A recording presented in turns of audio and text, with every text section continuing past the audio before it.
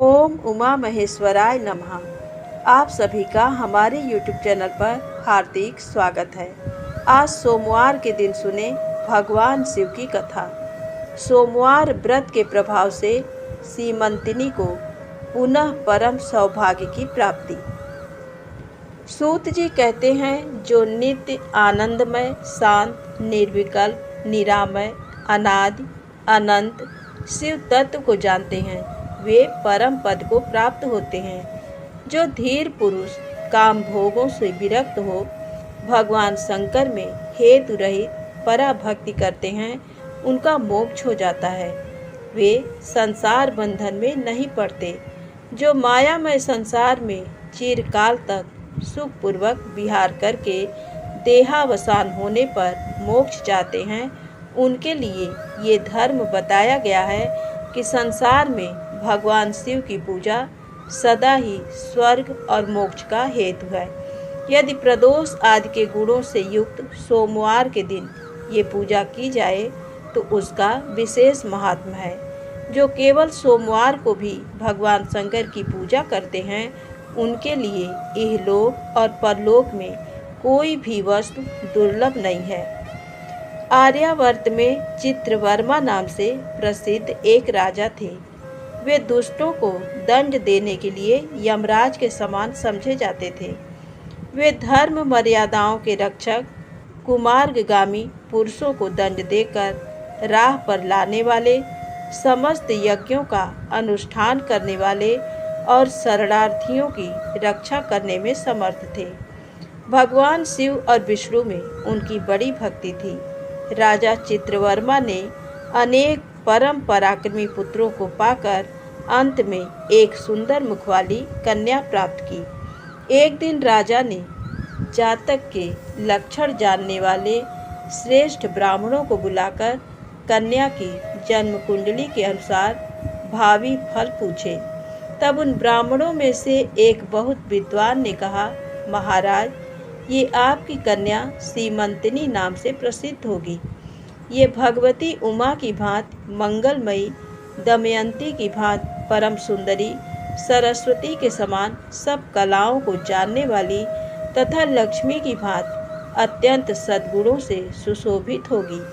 ये 10,000 वर्षों तक अपने स्वामी के साथ आनंद भोगेगी और 8 पुत्रों को जन्म देकर उत्तम सुख का उपभोग करेगी। तत्पश्चात एक दूसरे ब्राह्मण ने कहा, ये कन्या 14वें वर्ष में विधवा हो जाएगी। ये वज्राघात के समान दारुण वचन सुनकर राजा 2 घड़ी तक चिंता में डूबे रहे। तदनंतर सब ब्राह्मणों को विदा करके राजा ने सब कुछ भाग्य के अनुसार ही होता है ऐसा समझकर चिंता छोड़ दी। सीमंतिनी धीरे धीरे सयानी हुई। अपनी सखी के मुख से भावी वैधव्य की बात सुनकर उसे बड़ा खेद हुआ। उसने चिंता मग्न होकर याज्ञवल्क्य मुनि की पत्नी मैत्रेयी से पूछा, माता जी, मैं आपके चरणों की शरण में आई हूँ। मुझे सौभाग्य बढ़ाने वाले सत्कर्म का उपदेश दीजिए। इस प्रकार शरण में आई हुई राजकन्या से पतिव्रता मैत्रेयी ने कहा, सुंदरी, तू शिव सहित पार्वती जी की शरण में जा और सोमवार को एकाग्रचित्त हो स्नान और उपवास पूर्वक स्वच्छ वस्त्र धारण करके शिव और पार्वती का पूजन कर। सोमवार के दिन शिव और पार्वती की आराधना करती रह। इससे बड़ी भारी आपत्ति पड़ने पर भी तू उससे मुक्त हो जाएगी। घोर से घोर एवं भयंकर महाक्लेश में पड़कर भी शिव पूजा न छोड़ना। उसके प्रभाव से महान भय से पार हो जाओगी। इस प्रकार सीमंतिनी को आश्वासन देकर पतिव्रता मैत्रेयी आश्रम को चली गई। राजकुमारी ने उनके कथनानुसार भगवान शिव का पूजन प्रारंभ किया। निषद देश में नल की पत्नी दमयंती के गर्भ से इंद्रसेन नामक पुत्र हुआ था। राजा इंद्रसेन के पुत्र चंद्रांगद हुए। नृपश्रेष्ठ चित्रवर्मा ने राजकुमार चंद्रांगद को बुलाकर गुरुजनों के आज्ञा से उन्हीं के साथ अपनी पुत्री सीमंतिनी का विवाह कर दिया। उस विवाह में बड़ा उत्सव हुआ था। विवाह के पश्चात चंद्रांगद कुछ काल तक ससुराल में ही रहे। एक दिन राजकुमार यमुना के पार जाने के लिए कुछ मित्रों के साथ नाव पर सवार हुए। भाग्यवश नाव यमुना के भंवर में मल्लाहों सहित डूब गई। यमुना के दोनों तटों पर बड़ा भारी हाहाकार मच गया। इस दुर्घटना को देखने वाले समस्त सैनिकों के विलाप से सारा आकाश मंडल गूंज उठा। डूबने वालों में से कुछ तो मर गए और कुछ ग्राहों के पेट में चले गए तथा राजकुमार आदि कुछ लोग उस महाजल में अदृश्य हो गए। ये समाचार सुनकर राजा चित्रवर्मा बड़े व्याकुल हुए और यमुना के किनारे आकर मूर्छित होकर गिर पड़े। सीमंतिनी ने भी जब ये समाचार सुना तब वह अचेत होकर धरती पर गिर पड़ी। राजा इंद्रसेन भी अपने पुत्र के डूबने का समाचार पाकर रानियों सहित बहुत दुखी हुए और सुध बुध खोकर गिर पड़े। तदनंतर बड़े बूढ़ों के समझाने पर राजा चित्रवर्मा धीरे धीरे नगर में आए और उन्होंने अपनी पुत्री को धीरज बंधाया।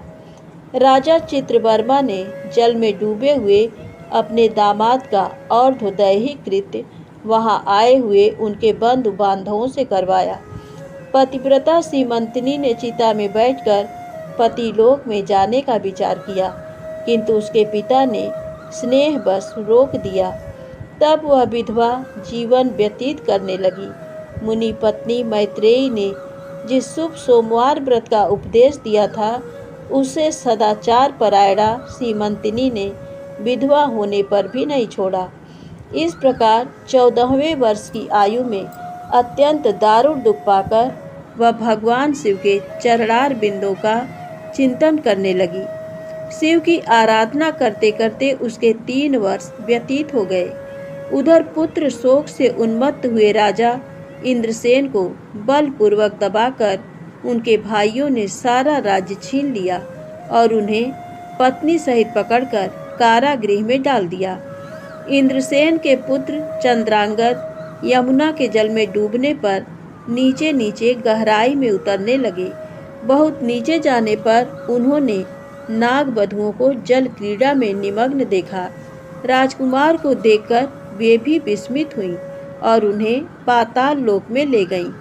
वहां चंद्रांगद ने तक्षक नाग के परम अद्भुत रमणीय नगर में प्रवेश किया और इंद्र भवन के समान मनोहर एक सुंदर महल देखा, जो बड़े बड़े रत्नों की प्रकाशमान किरणों से उद्दीप्त हो रहा था। भगवान सूर्य के समान तेजस्वी तक्षक नाग को सभा भवन में विराजमान देख परम बुद्धिमान राजकुमार ने प्रणाम किया और हाथ जोड़कर खड़े हो गए।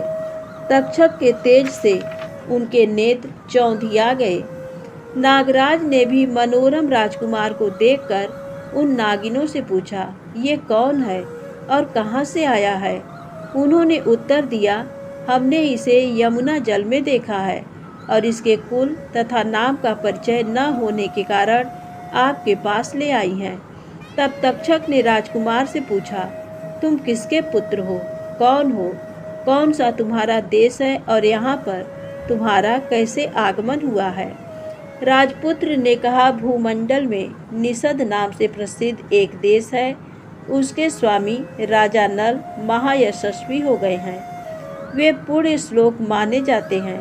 उनके पुत्र इंद्रसेन हुए और इंद्रसेन का पुत्र मैं हुआ। मेरा नाम चंद्रांगद है। मैं अभी नूतन विवाह करके ससुराल में ही टिका था और यमुना जी के जल में विहार करता हुआ दैव की प्रेरणा से डूब गया। ये नागपत्नियाँ मुझे आपके पास ले आई हैं। जन्मांतर के उपार्जित पुण्यों के प्रभाव से यहाँ मैंने आपके चरणार बिंदों का दर्शन किया है। आज मैं धन्य हूँ। मेरे माता पिता कृतार्थ हो गए, क्योंकि आपने दया करके मेरी ओर देखा और मुझसे वार्तालाप किया। इस प्रकार अत्यंत मनोहर उदारता पूर्ण वचन सुनकर तक्षक ने कहा, राजकुमार तुम भय न करो, धैर्य रखो और बताओ तुम संपूर्ण देवताओं में किसकी पूजा करते हो? राजकुमार ने कहा, जो संपूर्ण देवों में महादेव कहे जाते हैं, उन्हीं विश्वात्मा उमापति भगवान शिव की मैं पूजा करता हूँ, जो विधाता के भी विधाता, कारण के भी कारण और तेजों में सर्वोत्कृष्ट तेज हैं। वे भगवान शिव मेरी परम गति हैं, जिनका दिव्य स्वरूप सदा योगियों के हृदय में प्रकाशित होता है तथा जिनकी सगुण मूर्ति संपूर्ण तत्वों का प्रकाश करने वाली है। गुणमयी सृष्टि पर विजय पाने वाले वे भगवान शंकर मेरे द्वारा पूजित होते हैं। राजकुमार की ये बात सुनकर तक्षक का चित्त प्रसन्न हो गया। उनके हृदय में महादेव जी के प्रति नूतन भक्ति भाव का उदय हो आया और वे उनसे इस प्रकार बोले, राजेंद्र नंदन, तुम्हारा कल्याण हो। मैं तुम पर बहुत प्रसन्न हूँ, क्योंकि तुम बालक होकर भी सर्वोत्कृष्ट परात्पर शिव तत्व को जानते हो। देखो, ये रत्नमय लोक है, ये मनोहर नेत्रों वाली युवतियाँ हैं, ये मनोवांछित कामना पूर्ण करने वाले कल्प वृक्ष हैं तथा ये अमृत रूपी जल से भरी हुई बावलियाँ हैं। यहाँ मृत्यु का दारुण भय नहीं है, बुढ़ापा और रोग से यहाँ किसी को पीड़ा नहीं होती। तुम इच्छानुसार यहीं भी रहो और यथा योग्य सुख भोगों का उपभोग करो।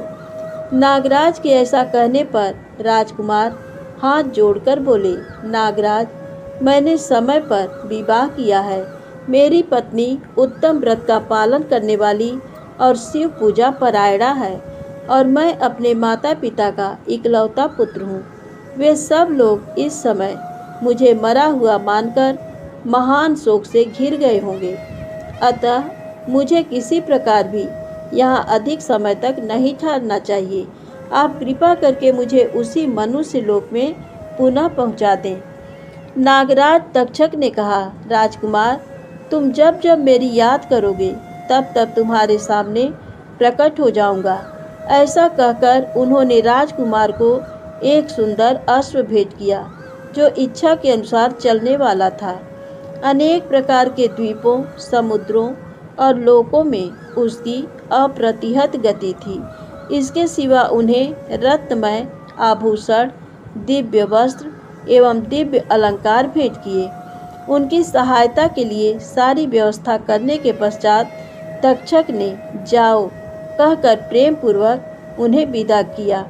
चंद्रांगद उस घोड़े पर सवार हो निकले और थोड़ी ही देर में यमुना के जल से बाहर आकर उस दिव्य अश्व पर चढ़े हुए ही नदी के रमणीय तट घूमने लगे। इसी समय पतिव्रता सीमंतिनी अपनी सखियों से घिरी हुई वहां स्नान करने के लिए आई। उसने यमुना के तट पर मनुष्य रूपधारी नाग कुमार के साथ भ्रमण करते हुए राजकुमार चंद्रांगद को देखा। दिव्य अश्व पर आरूढ़ हुए अपूर्व आकार वाले उन राजकुमार को देखकर वह उन्हीं की ओर दृष्टि लगाए खड़ी हो गई। उसे देखकर चंद्रांगद ने भी मन ही मन विचार किया, जान पड़ता है इसे मैंने पहले कभी देखा है। तत्पश्चात वे घोड़े से उतरकर नदी के किनारे आ बैठे और उस सुंदरी को बुलाकर समीप बैठाकर पूछा, तुम कौन हो, किसकी स्त्री और किसकी कन्या हो? सीमंतिनी लज्जावश स्वयं कुछ बोल न सकी। तब उसकी सखी ने सब बातें बताई। इसका नाम सीमंतिनी है। ये निषद राज इंद्रसेन की पुत्रवधू, युवराज चंद्रांगद की रानी तथा महाराज चित्रवर्मा की पुत्री हैं। दुर्भाग्यवश इसके पति इस महाजल में डूब गए। इससे वैधव्य का दुख प्राप्त करके ये बाला शोक से सूखती जा रही है। अत्यंत प्रबल शोक में ही इसने 3 वर्ष व्यतीत किए हैं। आज सोमवार है, इसलिए यहाँ यमुना जी में स्नान करने के लिए आई है। इसके ससुर का राज्य भी शत्रुओं ने छीन लिया है, बलपूर्वक उस पर अधिकार जमा लिया है और वे महाराज अपनी पत्नी के साथ उनकी कैद में पड़े हैं। ये सब होने पर भी ये निर्मल अंतःकरण वाली सदाचार परायणा राजकुमारी प्रति सोमवार को अत्यंत भक्ति भाव के साथ पार्वती सहित महादेव जी की पूजा करती है। उत्तम व्रत का पालन करने वाली सीमंतिनी ने अपनी सखी के मुख से सब बातें कहलवा कर स्वयं भी राजकुमार से पूछा, आप कौन हैं? आपके पार्श्ववर्ती ये दोनों पुरुष कौन हैं? आपने मेरे वृत्तांत को एक स्नेही की भांति क्यों पूछा है? महाबाहो, मुझे ऐसा जान पड़ता है कि पहले भी हमने आपको देखा है। आप मुझे स्वजन की भांति प्रतीत होते हैं। इतना कहकर राजकुमारी सीमंतनी नेत्रों से आंसू की धारा बहाती हुई बहुत देर तक फूट फूट कर रोती रही और मूर्छित होकर पृथ्वी पर गिर पड़ी। अपनी प्रियतमा के शोक का कारण सुनकर चंद्रांगद भी शोक से व्याकुल हो 2 घड़ी तक चुपचाप बैठे रहे। तदनंतर सीमंतनी उठकर राजकुमार की ओर बारंबार निहारने लगी। उसने पहले देखे हुए अंग चिन्हों, स्वर आदि लक्षणों, अवस्था के प्रमाण तथा रूप रंग आदि की परीक्षा करके ये निश्चय किया कि अवश्य यही मेरे पति हैं, क्योंकि मेरा हृदय प्रेम से अधीर होकर इन्हीं में अनुरक्त हुआ है। परंतु क्या मुझ अभागिनी को अपने मरे हुए पति का दर्शन हो सकता है? ये स्वप्न है या भ्रम? अथवा मुनि पत्नी मैत्रेयी ने जो मुझे ये कहा था कि तुम भारी से भारी विपत्तियों में इस व्रत का पालन करती रहना, उसी का तो ये फल नहीं है। एक श्रेष्ठ ब्राह्मण ने मेरा 10,000 वर्षों का सौभाग्य बतलाया था। उन ब्राह्मण देवता का ये वचन अवश्य सत्य होगा, ये ईश्वर के बिना कौन जान सकता है। इधर प्रतिदिन मुझे मंगल सूचक शुभ शकुन दिखाई देते हैं। पार्वती देवी के प्राणनाथ भगवान शिव के प्रसन्न होने पर देहधारियों के लिए कौन सी वस्तु दुर्लभ हो सकती है? इस प्रकार भांति भांति से विचार करके उसका संदेह दूर हो गया। तब लज्जा से उसने अपना मुख नीचे की ओर कर लिया। उस समय राजकुमार ने कहा, भद्रे, मैं तुम्हारे पति के शोक संतप्त माता पिता से ये समाचार बतलाने के लिए जा रहा हूँ। तुम्हारा कल्याण हो, तुम्हारे पति तुमसे शीघ्र ही मिलेंगे। यूँ कहकर राजकुमार घोड़े पर सवार हुए और अपने दोनों सहायकों के साथ शीघ्र ही अपने राज्य में जा पहुँचे। वहाँ नगर उद्यान के समीप स्थित होकर उन्होंने नागराज के पुत्र को राज्य सिंहासन पर अधिकार जमाए बैठे हुए बंधुओं के समीप भेजा।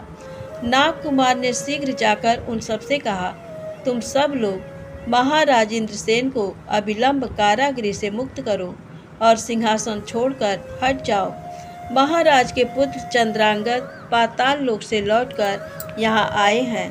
तुम आनाकानी न करो, नहीं तो चंद्रांगद के बाण तुम्हारे प्राण हर लेंगे। नाग कुमार की कही हुई ये सारी बातें सुनकर शत्रुओं ने भी बहुत अच्छा कहकर उनकी आज्ञा स्वीकार की और महाराज इंद्रसेन को उनके खोए हुए पुत्र के पुनः लौट आने का समाचार बताकर उनका सिंहासन उन्हें लौटा दिया। महाराज को प्रसन्न करके भी वे लोग भयभीत बने रहे। मेरा पुत्र आ रहा है, ये बात सुनकर राजा प्रेम के आंसू बहाते हुए आनंद में डूब गए। यही दशा महारानी की भी थी। तदनंतर सब नागरिक, वृद्ध, मंत्री और पुरोहित आगे जाकर चंद्रांगद से मिले और उन्हें हृदय से लगाकर महाराज के समीप ले आए। अपने भवन में प्रवेश करके अश्रु वर्षा करते हुए राजकुमार ने माता पिता के चरणों में प्रणाम किया। चरणों में पड़े हुए पुत्र को उठाकर राजा ने अश्रुसिक्त हृदय से लगा लिया। फिर क्रमशः सब माताओं को प्रणाम करके उनका आशीर्वाद ले राजकुमार पुरवासियों से मिले और उन्होंने सबको यथा योग्य सम्मान दिया। पुनः सबके साथ राज्यसभा में बैठकर अपना सब वृत्तांत पिता से निवेदन किया और नागराज तक्षक से भिन्नता होने की भी बात बतलाई। राजकुमार का चरित्र देख और सुनकर राजा इंद्रसेन हर्ष से विह्वल हो गए। उन्होंने अपने मन में यही माना कि मेरी पुत्र वधू ने भगवान महेश्वर की आराधना करके इस अनुपम सौभाग्य का अर्जन किया है। निषद राज ने ये मंगलमयी वार्ता दूतों के द्वारा महाराज चित्रवर्मा को भी कहला दी। ये अमृतमयी वार्ता सुनकर महाराज चित्रवर्मा आनंद से विह्वल हो गए और बड़े बेग से उठकर उन्होंने संदेश वाहकों को उपहार में बहुत सा धन दिया। फिर अपनी पुत्री को बुलाकर उन्होंने उससे वैधव्य के चिन्हों का परित्याग करवाया और उसे नाना प्रकार के आभूषणों से विभूषित किया। तत्पश्चात समूचे राष्ट्र के गांव और नगर आदि में बड़ा भारी उत्सव हुआ और सब लोगों ने राजकुमारी सीमंतिनी के सदाचार की बड़ी प्रशंसा की। चित्रवर्मा ने इंद्रसेन के पुत्र चंद्रांगद को बुलाकर सीमंतिनी को उनके साथ विदा कर दिया। चंद्रांगद ने तक्षक के घर से लाए हुए रत्न आदि आभूषणों के द्वारा, जो मानव मात्र के लिए अत्यंत दुर्लभ है, अपनी पत्नी को अलंकृत किया। तपे हुए सुवर्ण के समान सुशोभित 40 कोस तक जाने वाली सुगंध से युक्त दिव्य अंगराज से सीमंतिनी की बड़ी शोभा हो रही थी। कमल के केसर के समान रंग वाले कल्प वृक्ष के पुष्पों से बनी हुई और कभी न कुम्हलाने वाली माला भी सती सीमंतिनी की शोभा बढ़ा रही थी। इस प्रकार शुभ मुहूर्त में अपनी पत्नी को साथ लेकर ससुर की आज्ञा से चंद्रांगद पुनः अपनी नगरी में आए। महाराज इंद्रसेन ने अपने पुत्र को राज सिंहासन पर बिठाकर तपस्या द्वारा भगवान शिव की आराधना करके योगी पुरुषों को उपलब्ध होने वाली उत्तम गति प्राप्त की। राजा चंद्रांगद ने अपनी धर्म पत्नी सीमंतिनी के साथ 10,000 वर्षों तक नाना प्रकार के विषयों का उपयोग किया। उन्होंने 8 पुत्रों और 1 कन्या को जन्म दिया। सीमंतिनी प्रतिदिन भगवान महेश्वर की पूजा करती हुई अपने स्वामी के साथ सुखपूर्वक रहने लगी। उसने सोमवार व्रत के प्रभाव से अपना खोया हुआ सौभाग्य प्राप्त कर लिया। प्रेम से बोले शंकर भगवान की जय। धन्यवाद। वीडियो पसंद आए तो कृपया चैनल को लाइक सब्सक्राइब अवश्य करिएगा। जय माता दी, जय भोलेनाथ।